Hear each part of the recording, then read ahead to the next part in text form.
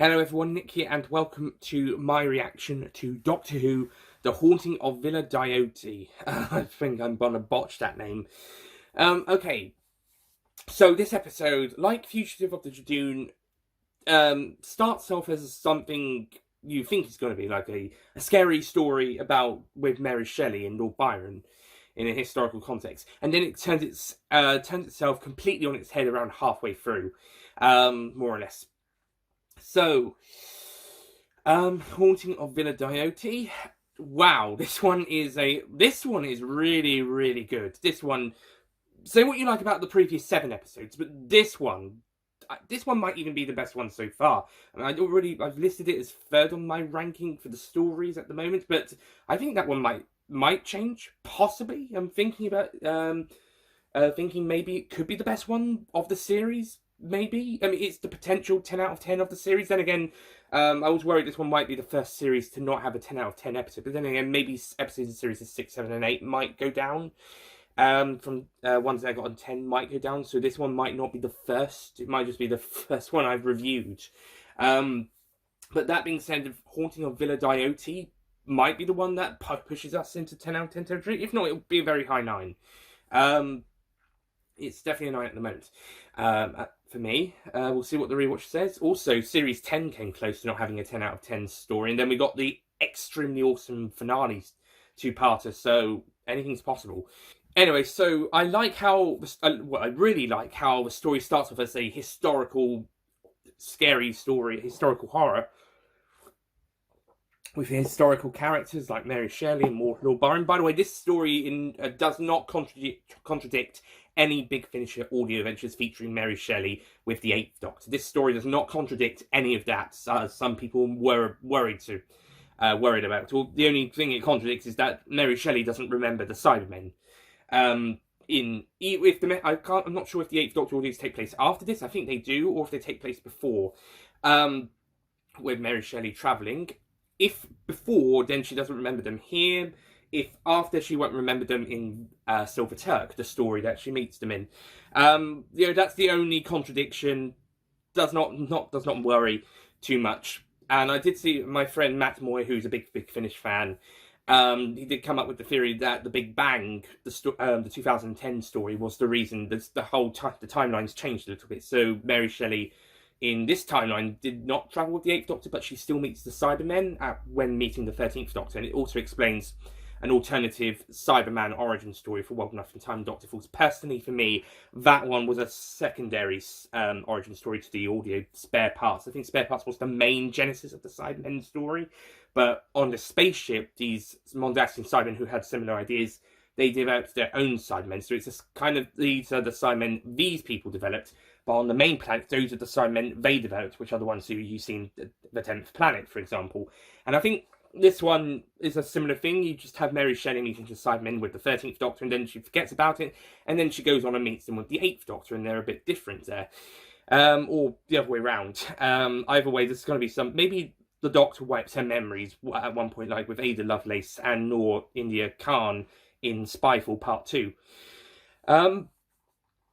Just trying to connect the dots. But I do like Matt's theory of the Big Bang being the whole time, the changing time stuff situation. Then again, how do you account for the Daleks' origin? It's still Genesis of the Daleks. For that, the only thing that changed was, well, in Genesis of the Daleks, they changed the previous Dalek stories before that one. With you as one of the Doctors. Yes, I can see you sneaking behind me, Mr. John Pertwee. Yeah, but his stories, William Hartnell's and Patrick Troughton's, did not exist after Genesis of the Daleks. But after the Big Bang, Genesis of the Daleks, onwards Dalek stories still remain. So it's as the 10th Doctor says in Blink, it's yes, I can see you're right there as well, Mr. David Tennant. Wibbly wobbly, timey-wimey stuff. Blink's an awesome episode. I'll get to that on the Retro Channel reviews shortly. Not too soon, but not too far away either. We're halfway through series 2 at the moment. Anyway, so the story of Haunting of Villa Diodati, really great stuff. It's got some really great haunting stuff, horror stories vibes. Gave me a couple of Hyde from Series 7 vibes, alongside vibes from Castrovalva from Season 19 in 1982. There was another story that I had vibes from, but I wasn't certain which one it was. I was thinking at the time it was Castrovalva and another one, and also Hyde later on, but I can't remember what the other one was. Another one where they kind of went a bit in circles, went to the same place. Invasion of Time did a little bit of that, but it wasn't that one I was thinking of. Doesn't matter too much, but yeah, I thought that the first 20 to 25 minutes, this one was a great, scary horror mystery story with this whole, what's going on? How's it going on? And we're getting introduced to the characters. It's pretty fun, enjoyable, and some great character stuff and some pretty horrific horror moments. Then, about 25-ish minutes in, I'm not exactly sure when, but then we have a complete change of plot when it turns out that there is a Cyberman coming here to retrieve the something. It begins with an S. And he's coming after this, and Percy Shelley has found it. It's gone inside of him, and he's hidden himself away. It turns out that because of this thing, he's been causing some of the ghostly activities. It's really well explained, actually. It's some of the ghostly appearances and apparitions, and it's very well done. I liked that quite a bit. And the Cyberman has also been responsible for some others. I'm not sure about the other stuff, like the reanimated skeleton. I'm not really sure about that. And also sightings of a maid and another little girl. That's a bit strange. They do theorize that there might actually be ghosts there, and those ghosts just appear. But I'm not quite sure. Some of the things aren't actually explained, and they do kind of address that at the end. But there is quite a few stuff that is put down to Percy Shelley or the Cyberman. And this is a really interesting Cyberman because he's not finished conversion. Think Real Time, the webcast / Big Finish Audio. It's not fully finished conversion. Again, also another good example is Attack of the Cybermen, where they have Lytton partly converted, but he's still in there just a little bit, and he's on his way, as well as a couple of other prisoners you see. And in Closing Time, where they start converting Craig Owens, but they don't finish it in time, and he's able to resist programming. It is a bit of a bullshit explanation of what goes on there, but it's an example.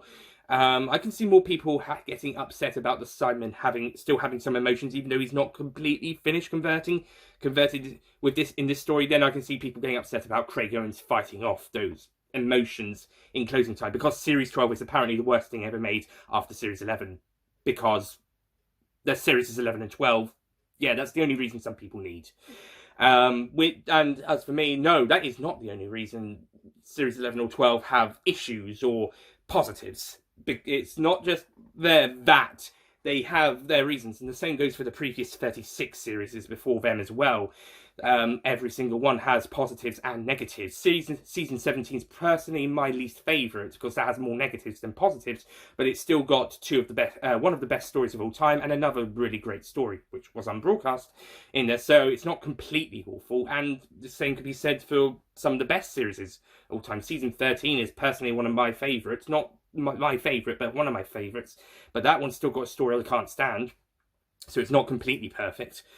So, yeah, Series 11 and 12 just being supposedly bad just because the Series 11 and 12, that's not a good excuse. But that's the only excuse some people need.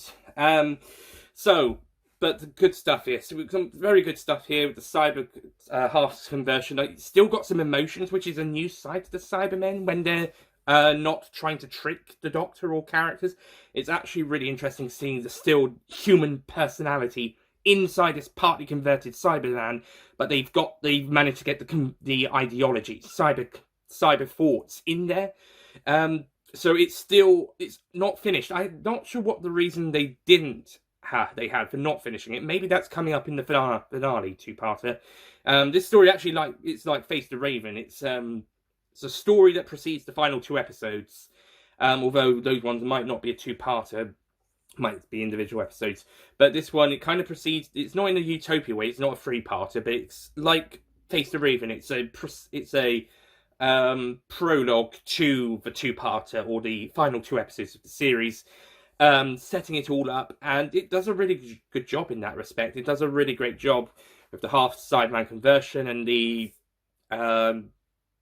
can't remember what it is. It begins with an S. Sounds like Scalextrics or Scalix, not sure. But they're trying to get this thing, which is apparently the thing Captain Jack in Fugitive of the Jadoon warned them it should not get. It's what it wants. They shouldn't have it. Of course, the Doctor does let it have it at the end to save everybody. But then they have to go on and fix the mistake in the next 2 episodes. So we'll see how that happens.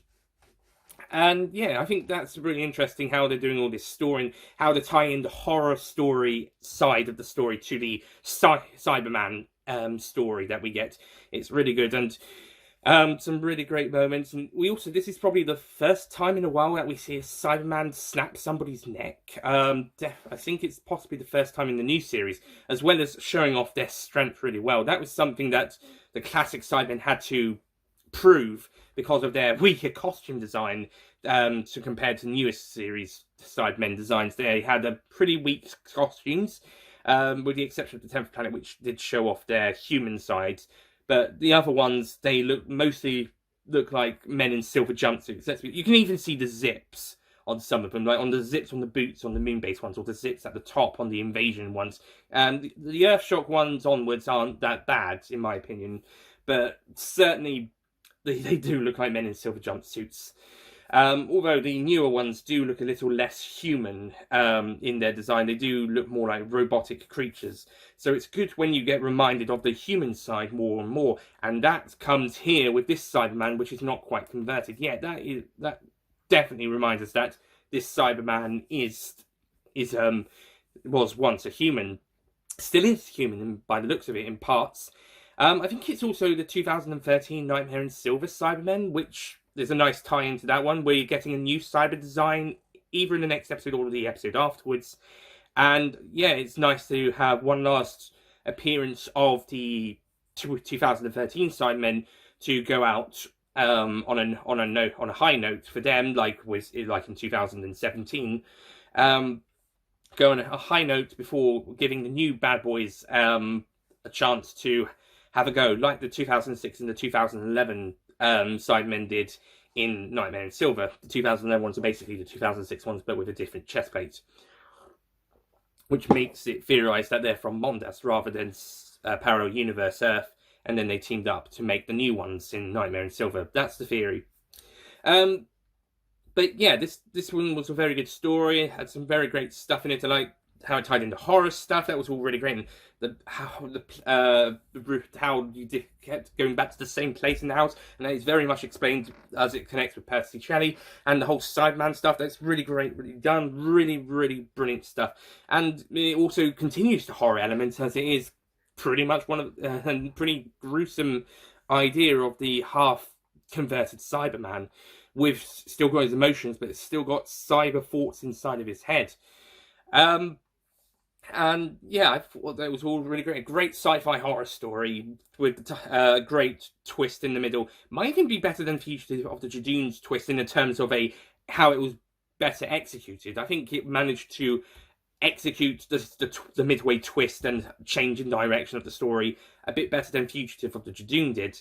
Because that was a lot of stuff right there with that one. But this one, I think it takes its time a bit more. It's calmer. It's plotting its ideas out. The only real thing I think it doesn't really do is answering how some of the skeleton hand comes to life. I'm not quite, unless I missed that, or the ghostly maid and girl apparitions. They just put it down to, it might be ghosts. Perhaps they're going to reveal it in the series finale, but I'm not expecting that to be revealed in the finale. I'm expecting other things. I'm expecting other stuff to be revealed in the finale, or at least appear in the finale. So those ones are not at the top of the list to be revealed just yet. But if they would like to reveal them in the finale, then that's, by all means, go ahead. And also, I liked the character interactions between the different characters, like Mary Shelley, Lord Byron. Everyone. It was quite fun characters. Even the servants, who didn't get an awful lot to do, they were quite nice. They were quite likeable. They had some fun stuff. Yeah, Haunting of Villa Diodati. This one could be the best episode of the series so far, possibly. And best story of the series so far. Just had some really great time to develop the characters to get them into this situation with the scares, and then bring in our mid-story subversion with the Cyberman and go on a new direction with that, whilst also tying in with those horror story elements from earlier on and bring some really great reveals, a la the Sarah Jane Adventures, The Eternity Trap, which was also not the story I was thinking of. It was another story, I just can't remember it now, besides Castrovelvet and later Hyde. But yeah, I think it did a really great job with what it needed to do, and did a great, yeah, that's basically it. So I think it possibly is the best one of the series so far in terms of writing and execution of a story. I'm a bit surprised it is just Maxine Alderton, the new writer, writing this one, and no co-write with Chris Chibnall. I did hear that there was a rumour that from Fugitive of the Jadoon onwards, all of the stories would be written or co-written by Chris Chibnall, but this one turns out it's just Maxine Alderton, the third new writer for the series, which is odd because it ties in very well with the next story. But then again, Stephen Moffat didn't co-write Face the Raven with Sarah Dollard or Lie of the Land with Toby Whithouse. But then again, it just makes the fact that Chris Chibnall co-wrote Praxeus with Pete McTeague even less pointful, because I think Praxeus would have been fine with just Pete McTeague writing it, and Chris Chibnall could have co-wrote this story with Maxine Alderton, because this one Praxeus had no tie-in with the story arc, character developments of the main characters, so it didn't really need Chibnall's co-write.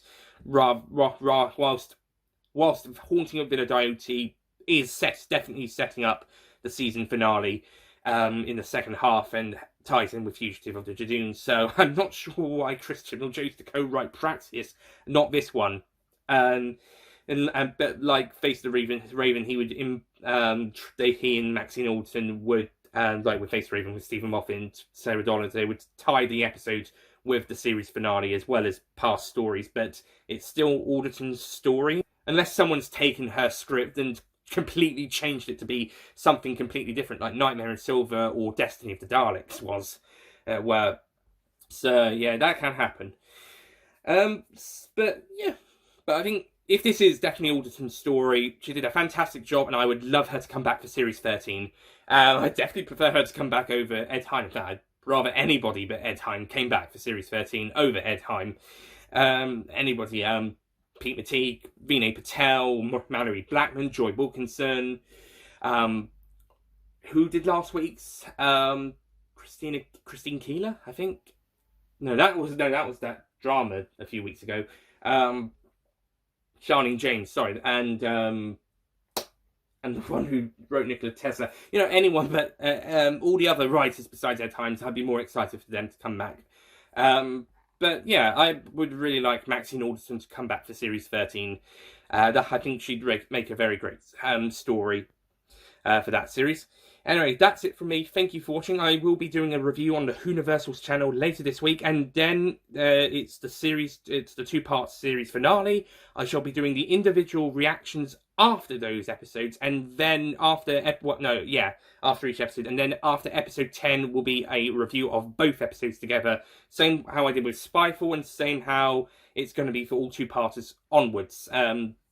Which means Well Enough in Time Dr. Falls will either have to have a two episode re-edit of the two reviews into one, or just do a re-review.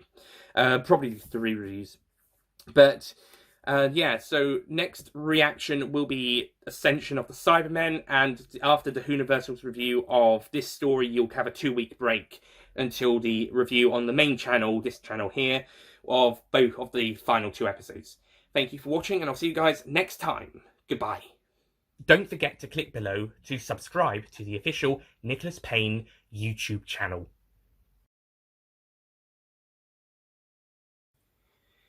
To